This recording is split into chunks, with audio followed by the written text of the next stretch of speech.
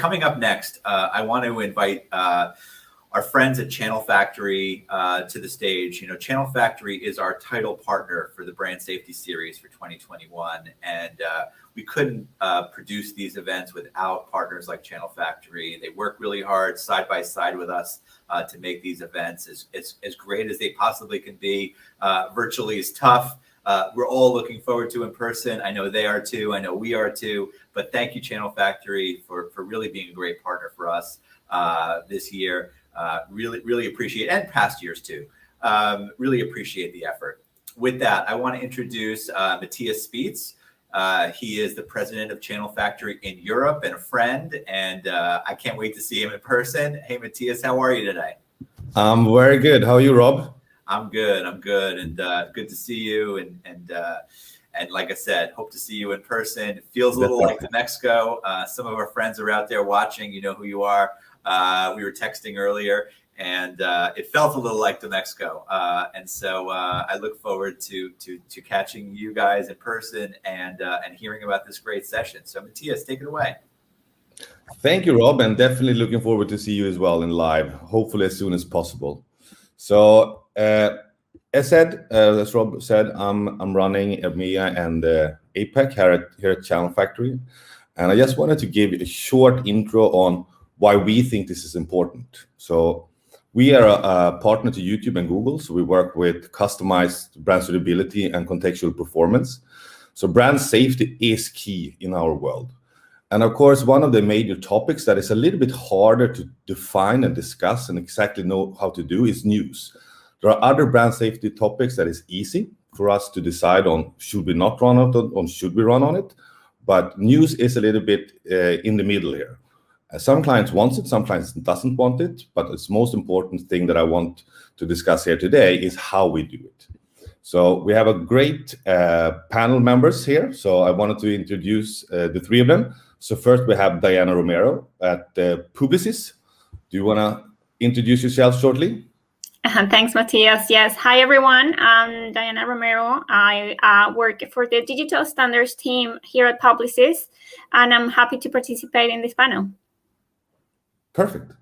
Then we have Paul Lockett at News Corp. Hi, Mattias. Hey, Diana. How you guys going tonight? Very good. So I'm Paul, come from Sydney, Australia. Work in the commercial operations team here at News Corp Australia, and really looking forward to chatting tonight. Perfect. And then we have Karen Eccles at the Telegraph. Hi, everybody. I'm Karen. As Mattias said, I'm the Managing Director of Digital and Innovation at Telegraph Media Group. So I'm based in London, and my job is everything to do with digital commercial for the Telegraph. Perfect. Great to have you all here. As said, we have discussed a little bit before, of course, to do a little bit of preparation, and I think we had some really great dialogues. But one of the key questions that I think I have, and that is, of course, and this is a question for all of us, that is, we know that brand safety and brand suitability is one of the most important topics for in the market at the moment. We also know that news and journalism is one of the most important topics. Fake news is going around. We know how important it is. We know that we need to support great journalism. But should publishers, in this case, change how they work with content to make basically accommodate the brand safety and brand suitability rules that is putting in place by the clients and agencies? So I think we can start with Diana on this, because I know you worked a lot on that topic. Yeah, definitely. I think the way we see it right now, the topic of misinformation and disinformation is one of the most critical, as you mentioned it, in today's environment. And the way we see it is the news content, regardless of the medium in which it's consumed, is definitely a crucial line of defense in providing factual information to consumers. And to better understand issues such as, COVID-19 or the elections. So it is definitely important for partners and for everyone in the industry to really just continue to find misinformation and not alienating any sort of medium but to really look at how can we actually improve the set of controls and standards that we have around misinformation, and to really work collaboratively in this area. We do think that it is very, very important to really have that set of standards and define misinformation and disinformation, and to adopt those industry standards globally. So actually, everyone in the supply chain can start building further controls on this as well. So yeah, I think it is definitely important that we continue to address that. Paul, from the publisher side, would you want to start? Yeah, so I definitely don't believe that publishers should change their content to accommodate brand safety. One of my former managing directors, Cameron King, he once told me that he believed so strongly in what we did in the advertising industry because he was very passionate about independent journalism. And advertising is the key way of ensuring that journalism stays independent and is alive and well. On the flip side of that, the independent part of it comes from journalists being free to report on, investigate the world around us, in a free and balanced way, which is something that we're quite passionate about at News Corp Australia. And if publishers start catering their content towards brand safety, then it takes away some of that independence. And it's also very hard to achieve because brand safety, what is safe for one brand isn't going to be safe for another brand. And on the topic of misinformation, that it's a very challenging environment with news. News sites by nature want to get the latest news out there. They want to report on things as quickly as possible and get the stories out there for their users. And sometimes, you can report on a story as soon as it breaks, and then an hour later, some information can come out and it changes the nature of the story. And all of a sudden, that original report seems like it was misinformation, when in actual fact, it was just a matter of additional information coming out. So publishers out there definitely need to be ensuring that they're sticking to those kind of basic journalistic standards that exist out there. And that's something that everybody needs to take very seriously. Perfect. Karen, how do you at Telegraph look at this? Yeah, definitely. So, hi everybody. I think I'd look at this question in two parts. Certainly, first of all, for content, I agree with Paul that journalism and editorial shouldn't be adapted to meet the needs of advertisers. That's the wrong way to look at it. The news can't be sensationalized. It shouldn't be faked. It can't be sanitized either. But news brands, by and large globally, the biggest news brands are fact-checked. They're officially regulated in their local markets.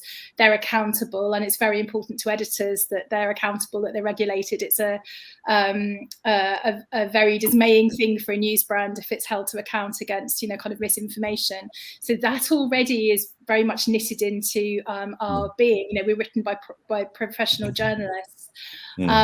So actually, I think in the fight against misinformation is about where brands invest outside that regulated journalism, and kind of that's something that's, I think, an important point, that the difference between the value of those journalistic environments and then other content that's created, maybe to monetize and to attract advertising, that those two things are treated quite differently by advertisers. I'd also say as well that a relatively small proportion of news is what we think of as hard news, in effect, breaking news, which could be potentially harmful for advertisers. So for us, around about 85% of what advertisers think of as hard news and want to block, around 85% is actually the in-depth stories, the story behind the story, the why, and it's what we call agenda-led journalism.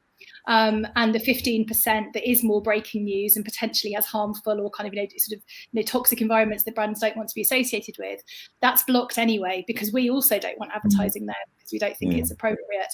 So a lot of the things that were put in place to police the longer tail of the web, and where brands are in environments that aren't regulated, that aren't policed, and maybe they can't see where their advertising's appearing, those tools absolutely have to be used there, but they're not really appropriate, and they weren't really built to monitor advertising on news environments. And I think that's where we'd like to see some kind of differentiation. So you mean a basic differentiation between publisher direct or more on social platforms? Is that what you see? There is a bit. That's the difference, or I think the difference is where journalism is regulated anyway, and where kind of there are publishers who would already want to block advertising from anything that's potentially harmful versus advertising what we'd think of as more kind of long tail, where the advertiser absolutely has to put those blocks in place because the publisher won't. But news, in fact, I'd argue is, quite a small proportion of it is potentially harmful, and the rest is content that people are prepared to pay for, and it's where they're most engaged and they spend the most time. And it's a shame for advertisers to be missing out on that. I think to that point, the thing is that's why it is so important to really have a definite set of standards. We need to understand that there's differences. There are differences between brand safety and brand suitability, and that's absolutely right in the sense that, of course, when journalism is the outlets for news are thoroughly vetted and they're obviously trust sources of news, then it's down to a brand's risk assessment to see where are they comfortable in terms of their brand to be appearing against, and that's where brand suitability comes into place, and that's where a lot of the work from GARM, the initiatives like GARM and the 4A's APB floor come into place. So we all understand that that suitability piece is where we're actually looking into what's the risk categories, basically. Whereas brand safety are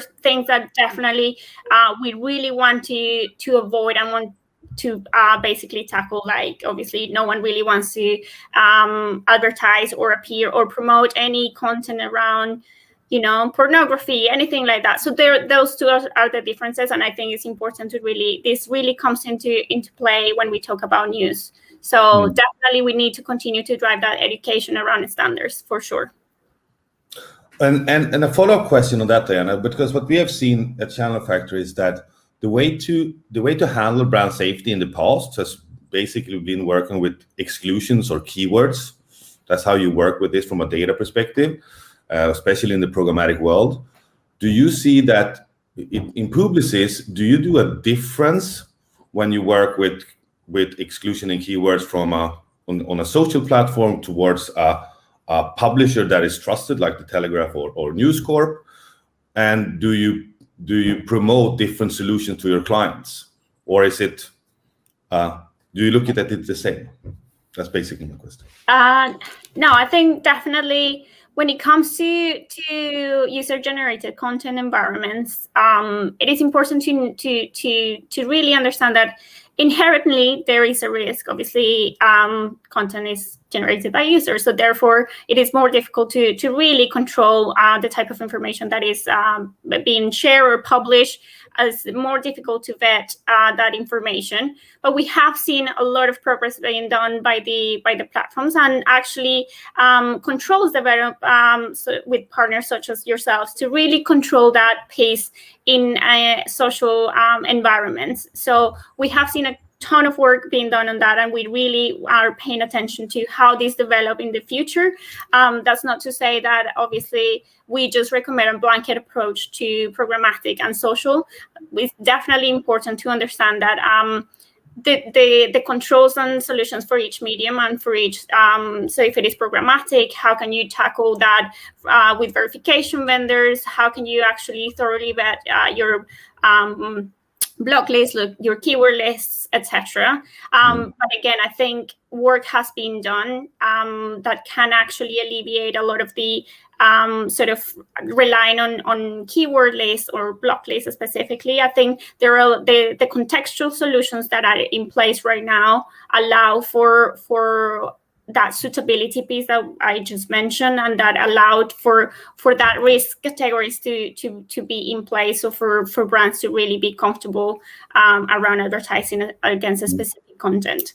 So here at Publicis, we definitely do a ton of work. Internally, we're proactively tackling that and creating controls and solutions. We actually partner with NewsGuard to provide better controls to our advertisers. So we're definitely working very hard to really tackle this from all angles. Perfect.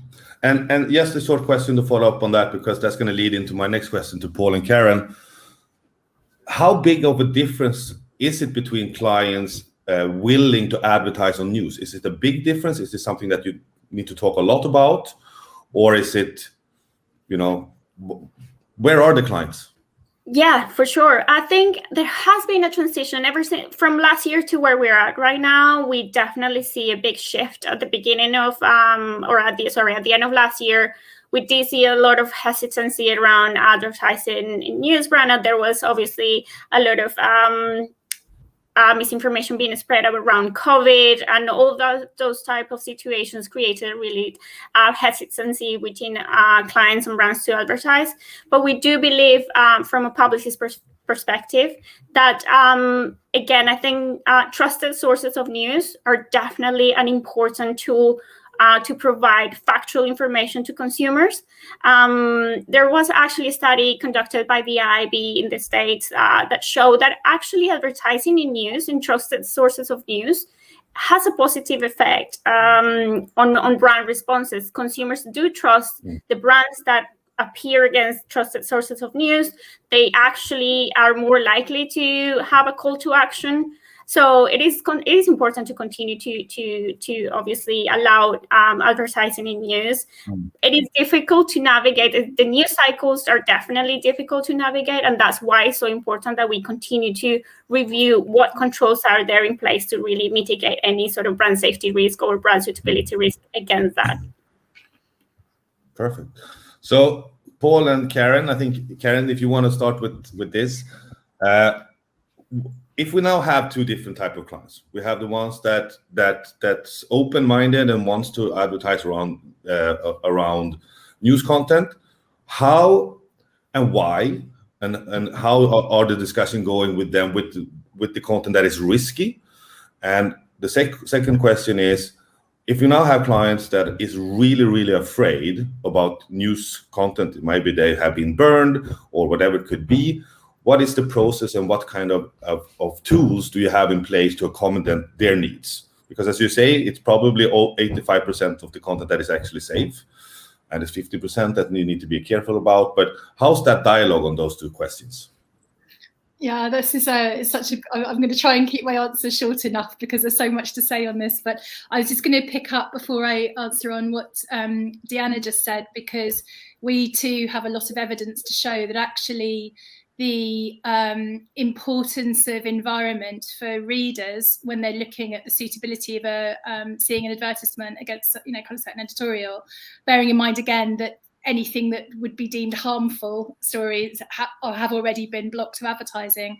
But what they really care about is relevancy, intrusiveness, and quality.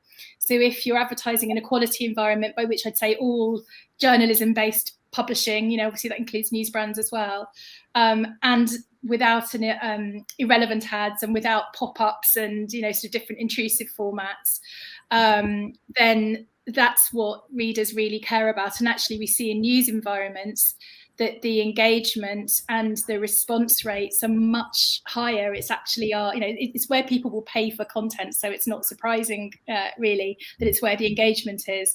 But it's just leading clients to that, and that comes into sort of answering your question properly. But I think what we're seeing at the moment is that because we're a subscription brand and we base what we write and what we write more of, and always the kind of evolution of our newsroom and where we're focusing most of our attention editorially is based on data from our audience, from our subscribers, because subscriptions is an equally important, if not more important, revenue stream than advertising for us. And that's key, because it means we're thinking about what our audience wants to spend time reading. So that should matter to advertisers. So what we'd like advertisers to do is talk to us about where we have mutual customers and what those customers, their customers, are our readers. And we can do this now with the magic of data clean rooms. We can understand with completely compliantly who our mutual audiences are, where they're spending time, and then to build partnerships there together. And that might be on issues like global health or sustainability, climate change, those kind of things, or they might be much more sort of news agenda led. But we'd really like to partner more with brands on understanding where their customers are, what they care about, what they want to read about, and then building up from there. Whereas quite often still the briefs we get are all around lifestyle, which we've got, great lifestyle sections, big channels, they're important to us, but it's about, a quarter, maybe it's one of our 4 editorial pillars. The others being breaking news, agenda-led journalism, and events like, Olympics or World Cup, anything like that. So it really means that advertisers who are looking for a lot more quality inventory and say that's very important to them, they're cutting down their options all the time because they're just talking to us about, lifestyle channels. So we'd really like to start with thinking about the audience first, and then working with the brand to understand if they need us to go beyond that 15% that's already blocked anyway, because there are specific issues they need to stay away from, then we can implement that for them. But I think it's just being able to have a very open conversation about what they need and understanding, and starting with audience engagement and building from there, because when we do that, it's very highly effective. And I think that means treating us as publishers rather than treating us like you might treat the rest of the web. Thank you. Paul? Yeah, so that was a really, really great answer, Karen. It's hard to follow that one up. But yeah, I think, so at News Australia, our sites are very vertically driven. We've got our food sites, our lifestyle sites, and then our news sites. There's very, very clear delineation between those. So when an advertiser comes looking to run their activity on those sites, there's an inherent I guess, expectation of what that environment is going to provide. So if we've got a supermarket brand who wants to run on our food sites, then they'll typically run across, the majority of the site, and there's very little risk there for them. We work very closely with our clients and agencies to educate them on the certain risk. But as Karen said, even with our breaking news content, the amount of that content is considered risky is very, very small. I don't have the numbers off the top of my head, but I would imagine it's single-digit percentages of our total articles. We partner with IAS, and we use IAS's publish optimization tool to categorize our content with along a bunch of brand safety categories, and we provide those. We apply those brand safety risk thresholds to campaigns by default. So when a client comes to us, we will kind of bake that into the agreement that the content, the advertising won't run across any content that is medium risk or higher. We have clients that come through and they have their block list that they want to, their keyword block list that they want to avoid, and we will work with them and apply those block lists as they request. And then in certain instances where perhaps the block list may be a little bit restrictive in some regards, I think the example that we always bring up is, if someone, the typical, we have a lot of adult keywords that are on the block list, and one such as breast, for example, which will, that'll block all of our food, chicken breast recipes, right, straight up, which is like a significant portion of our food articles. So just working with the brands to make sure that those keyword lists are really effective and not going to be limiting for the campaign at all. And you say that you measure the risk content with IAS. Is that the standard for the publisher world, or is the publisher world looking at, because a lot of the measurements that we have seen, they have this, as you're saying, they have low, medium, and high risk. Is that something that publisher could work together more on, establish what that actually means? It could be easier for advertisers to understand where the different levels are. Is there anything like that going on? I think it could definitely, we could definitely do with a bit more of that, a bit more conversation and communication around that. I think the conversation, and this is kind of a side effect of the identity, the changes in the identity world that are happening, is that contextual targeting is being brought up as one of the alternatives to identity. And contextual targeting has amazing benefits, or contextual intelligence and analysis has amazing benefits for brand safety side of things as well, because we're then moving past just simple risk values for a piece of content and moving towards actually categorizing that in certain areas, and also looking at sentiment analysis as well. And looking at, I guess another good example is targeting away from COVID content, but then there may be an article that has a positive sentiment that is referencing COVID.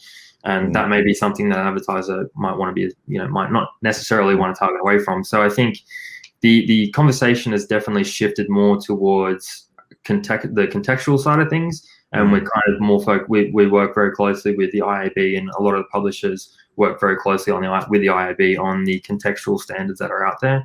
So I think there's been a lot of focus on creating and applying context standards, but I'm not sure if we've really looked at brand safety standards per se in terms of how we're actually measuring risk there. Okay, perfect. I think just from an agency perspective, we do definitely, we would like to see a collaboratively work between all our partners, really, to align with the GARM standards and for SAPB, brand safety, brand suitability floor, because then that provides actually that baseline of risk categories, either high, medium, or low. And it is easier to align further controls and protection and product development, really, to provide those solutions to our clients, and our clients with education. They are now understanding that differences between what it means to advertise on either low, higher, medium risk categories, and the differences between brand safety too. So we know that GARM, we're actually a very active participant with this initiative, which is the Global Alliance for Responsible Media. And they're actually doing this from a global lenses as well. So we definitely like to see partners really aligning with that. I think it would be fairly straightforward as well, because the taxonomy of those high-risk keywords would be very similar, if not identical, across all quality publishers. And we're working with the same, whether it's IAS or Oracle or DV, we're working with the same, very small number of brand safety vendors on our side as well. So it wouldn't be difficult. It's just an interesting point that we maybe haven't joined that up enough for advertisers. Then we have a concrete suggestion on how to make this world a little bit better for the news industry. That's amazing. That's amazing. The next part that I just wanted to make sure that we touch on a little bit is, of course, the consumer side. Because when we see a channel factory, we have said we work a lot with YouTube. And of course, then we see, all aspects of news content. We see news videos and content from premium publishers that has put their content on YouTube. But we also see a lot of the fake news. And our job is, of course, to navigate around that to make sure that we offer a suitable environment for our clients. But how do you work with that, both from the publisher side and from the agency side? Because I said news is so broad. And are you on the publisher side putting content on social media platforms? And are you then seeing any different results from a performance perspective or from a reach perspective, if it's published on a social platform or if it's published on your own platform? And is that something that we see on the agency side as well, that we see difference between performance on the same content, but it's just where it shows up? Does that has anything to do with it? Is basically the question. So Diana, do you want to start? I'll let Karen and Paul go first. Okay. Yeah. Paul, do you want to go? Is there a difference in where the content is being showed up? Your own in your own sites or on social media sites? I'd say we definitely utilize social media as a method of amplifying our content. Obviously, all of our content goes on our own publication, and we use various social media platforms to amplify that content. I think in terms of how much of an impact does that have, or how much of a benefit does that have, it definitely has an impact for sure. It definitely helps us with driving more traffic to our sites by having social media there. I think Australia most famously earlier this year had a big blow up with Facebook, where they started blocking all news publishers from being able to post on the platform. And there was this kind of moment where it seemed like it was the apocalypse in the news world, because everybody was worried that their traffic was going to drop off a cliff. And I think that definitely affected some publishers more than others. At news, we didn't quite see as much of an impact as other sites did. But I think that was a perfect example of how it definitely can affect it. And I think as a news publisher, you can't have all your eggs in one basket. If you're relying on social media for the distribution of your content, then you're at the mercy of Facebook the next time they decide to change their feed algorithm. So it helps definitely, but it's not our, I would say, a main focus. Yeah, I completely agree with that. So we think about our website and our app as being that's the core of our publishing. We are on the platforms, but we don't prioritize monetization of kind of ad revenue via the platforms. So they're really there as audience drivers for us. So we're particularly successful with Snapchat, actually, and YouTube. So we have over 2 million subscribers for each of those. But that's really a way of reaching young audiences. We're particularly strong with the under 35, so bringing new audiences back to news via different channels. So they're really important for us for that. But for advertising terms, we think about having a very sort of low ad ratio, relevant, the right sort of premium products on our core publishing, and then the platforms are there to help us kind of bring in and convert those new audiences, so we can persuade them to register or subscribe. So in brand safety terms, there isn't really a kind of big issue there for us on the social platforms. Just as I said before, that we'd encourage brands to think differently about the way that they engage with content on social platforms compared to working directly with the publishers.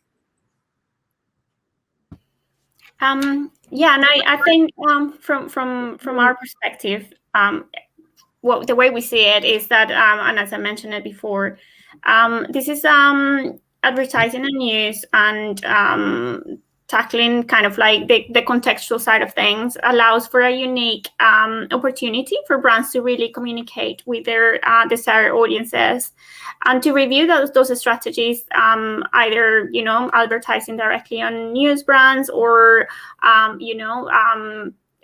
utilizing UGC platforms to do so.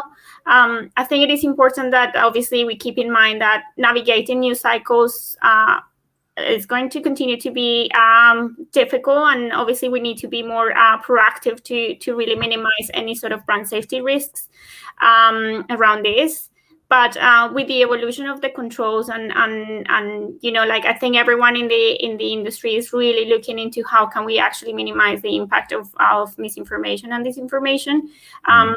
So it is important that actually we start to understand how to communicate with the audience and to create that trust, either if it is going directly with the news brands or within the UGC space. Perfect. I'd say there is a new kind of format that's been it is very new. It's only we're only starting to play with it in Australia at the moment, which is the Google Web Stories format, which is it's come out in the last 12 to 18 months, and there's other publishers in India and the US that are using that format quite heavily, and it's a looks like a social story, but it is an editorial format. So you're still telling a story, you're still telling editorial content, you're still kind of showing editorial content, but in a story format. And that's actually something that's being driven within the Google app ecosystem itself. You can run those on your site, but in the discovery platform seems to be where a lot of the traffic's being driven. And that's a bit of a hybrid between posting your content to a social platform and posting on your own site, and I think that's a really exciting format that we're looking forward to playing with. Yeah, I agree. The only thing with the platforms always is they that there are partners, so I'm going to talk respectfully about them because we work very closely with them too, but as Paul said before, you can never put all of your eggs in any of those baskets, because things can change overnight. And although they say, and I know they mean, that they want to partner closely with publishers, they will do what suits them, and they can make overnight changes that we then have to react to. So anything that we do, we have to approach with a certain amount of caution as well, and be aware that things might be rolled back or changed in a way that's not in our favour. Absolutely. One more question on the consumer side. So do you believe, and this is a little bit follow-up from the last one, so because the consumer side I think is really, really important, because if we don't understand the consumer side, we can't really implement that into to good suggestion for our brands and clients. So as I said, from the consumer side, do they have a less or how should I rephrase it? Do they believe that brand safety is a problem on a news site or not? Because we've seen that consumers believes that there's a lot of brand safety issues on other platforms, but do consumers believe? Now we're talking on the client side. We know that they have brand safety issues, and look at this in a different way. But does consumers have this same view on news sites, or are they? We know that there's going to be articles around war or terrorism because it's a news site. So do they see news sites as brand safety problems? I think that's why that piece of research that the IAB conducted last year is actually giving us a good understanding as to where consumers are at when and their relationship with news and how they consume news. And from that, we definitely have seen positive results in the sense that we do the research shows that nearly 40% of consumers were more likely to have a call to action for an ad appearing on their trusted sources of news. So I do think that users and consumers are definitely clever in the way they consume their trusted news. Obviously, with the rise of misinformation, there is a responsibility from everyone in the industry to continue to, tackle any sort of outlets that spread misinformation. But users do generally follow the trusted source of news. They are quite loyal as well. They have specific times where when they consume news, they have a specific if it is either internet or on TV or radio, they have already kind of established a relationship with that. So they do trust the outlets, and it has a positive impact. But that's not to say that brands then can just rely. There's definitely an important distinction between brand safety and brand suitability again. And obviously we don't want, there can be brand safety issues happening on trusted sites, and we have seen it in previous years. So definitely there's work to continue to be done. But I think it generally is a positive result. Karen, comment from you? Yeah, so I think we've seen, there's been a lot of conversations about trust and consumer trust of media over the last couple of years. And actually consumer trust in news brands is back on the up again now, whereas social media is continued decline, and I think declining twice as fast as the increase in trust in news brands. And I have to compare ourselves with our printed, kind of publishing, with television, with radio. And if you imagine a world where there's no advertising around TV news, where documentaries there's murder investigations, air crash investigations, where big brands are very happy to sponsor, they seek that content out. On radio around news, if there was no advertising there, and I think it's strange to me that the digital version of news brands are kind of treated differently from the rest of traditional kind of regulated media, which is very much trusted. So I think consumers understand, if you subscribe to a news brand, you're there for a reason. And of course we don't also want brands around very difficult stories. But actually they come for news, they spend more time with news first, and then they go to lifestyle sections. And they are happy to see advertising, the right kind of advertising. in that environment, as long as we as publishers treat them respectfully too. So if we started putting 8 ads on the page and having very intrusive formats, then that would be different. But because by and large quality publishers treat their readers with respect, and we minimize the amount of advertising you see, and we do regulate, and we ad block ourselves from content that we don't believe is relevant. That's what's most important.